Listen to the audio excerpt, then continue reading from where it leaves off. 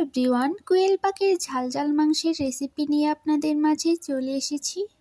প্রথমেই পেঁয়াজ কুচি, রসুন, এলাচি, দারচিনি, তেজপাতা, আদা বাটা, রসুন বাটা নিয়ে নিয়েছি।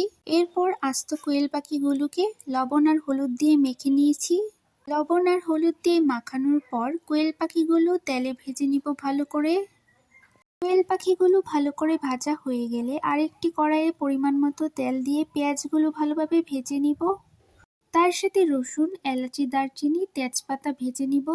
পেঁয়াজ রসুন ভালোভাবে ভাজা হয়ে গেলে এর মধ্যে লবণ দিয়ে গুঁড়া মশলা, হলুদ গুঁড়ো, মরিচ গুঁড়ো, ধনে গুঁড়ো, জিরা গুঁড়ো আর গরম মশলার গুঁড়ো দিয়ে কিছুক্ষণ মশলাটা ভালোভাবে কষিয়ে নিব। এজন্য একটু পানি দিয়ে মশলাটা ভালোভাবে কষিয়ে নিতে হবে। মশলাটা ভালোভাবে কষানো হয়ে গেলে ভেজে রাখা কোয়েল পাখিগুলো একে একে কষানো মশলার মধ্যে দিয়ে দিব। এখন একটু নাড়াচাড়া দিয়ে কোয়েল পাখির মাংসটাকে মশলার সাথে ভালোভাবে একটু কষিয়ে নিব।